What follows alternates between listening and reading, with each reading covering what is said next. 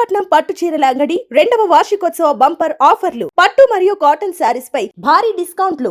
Iran Israel యుద్ధంలో ఇప్పుడు కీలక మలుపు చోటు చేసుకుంది. ఈ యొక్క యుద్ధంలో చైనా ఎంట్రీ చేసింది. దీంతో ఇప్పుడు మూడవ ప్రపంచ యుద్ధం మొదలు కాబోతుందా అనేటువంటి ఒక ప్రశ్న తలెత్తింది. ఇప్పటికే ఇరాన్కు మద్దతుగా రష్యా అధ్యక్షుడు పుతిన్ మాట్లాడినటువంటి మాటలను మనం చూసాం. ఇప్పుడు నేరుగా చైనా కూడా రంగంలోకి దిగుతుంది. దీంతో ఇరాన్ ఇజ్రాయెల్ యుద్ధం పశ్చిమాసియాలో అగ్నికి ఆజ్యం పోసేలా మారింది. దీంతో ఇది ఒక మూడో ప్రపంచ యుద్ధానికి దారితీసేటువంటి పరిస్థితి ఇప్పుడు కనిపిస్తుంది. మిడిల్ ఈస్ట్ ఇప్పుడు ఒక అగ్నిగుండంలో మారింది. నిన్నటి వరకు అమెరికా ఇజ్రాయెల్ కలిసి ఇరాన్ పైన చేస్తున్న యుద్ధంలో ఇప్పుడు అగ్రరాజ్యాల మధ్య ప్రత్యక్ష పోరుకు దారితీస్తుంది. అమెరికా ఆయుధాల అండతో ఇజ్రాయెల్ విరుచుకుపడుతుంటే ఇరాన్ కూడా వెనక్కి తగ్గడం లేదు.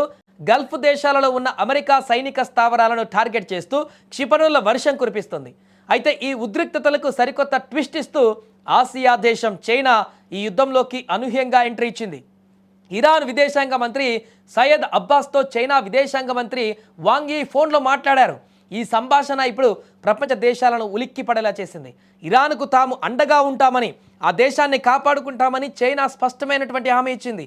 కేవలం మాటలతో సరిపెట్టకుండా యుద్ధంలో అవసరమైతే అత్యాధునిక ఆయుధాలను కూడా సరఫరా చేస్తామని వాగ్దానం చేసిందట. దీనివల్ల ఇరాన్ బలం ఒక్కసారిగా పెరిగింది. ఇప్పటికే రష్యా, నార్త్ కొరియా, యెమెన్ వంటి దేశాలు ఇరాన్కు బహిరంగంగా మద్దతు ప్రకటించాయి.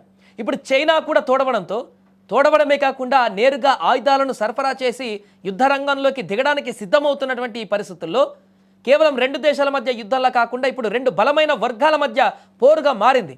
ఒకవైపు అమెరికా నేతృత్వంలోని పాశ్చాత్య దేశాలు, మరొక వైపు చైనా, రష్యా, ఇరాన్ కూటమి నిలబడ్డాయి. ఇది ఖచ్చితంగా మూడవ ప్రపంచ యుద్ధానికి సంకేతమని విశ్లేషకులు హెచ్చరిస్తున్నారు. చైనా ప్రమేయంతో యుద్ధం దిశ మారిపోతుంది. అమెరికా తన ఆధిపత్యాన్ని నిలబెట్టుకోవాలని చూస్తుంటే చైనా తన ఉనికిని చాటుకోవాలని ప్రయత్నిస్తోంది. ఈ ఇద్దరు దిగ్గజాలు తలపడితే ఇది అణు యుద్ధానికి దారితీసే ప్రమాదం ఉంది. గల్ఫ్ ప్రాంతంలో చమురు నిల్వలు ఉండడంతో ఈ యుద్ధం వల్ల ప్రపంచ ఆర్థిక వ్యవస్థ కుప్పకూలేటువంటి అవకాశం ఉంది. ప్రతి దేశం ఏదో ఒక వైపు నిలబడాల్సిన పరిస్థితి వస్తుంది. మొత్తానికి చైనా ఎంట్రీతో గల్ఫ్ యుద్ధం ఇప్పుడు గ్లోబల్ వార్గా మారుతుందా అనేటువంటి సంకేతాలు కనిపిస్తున్నాయి.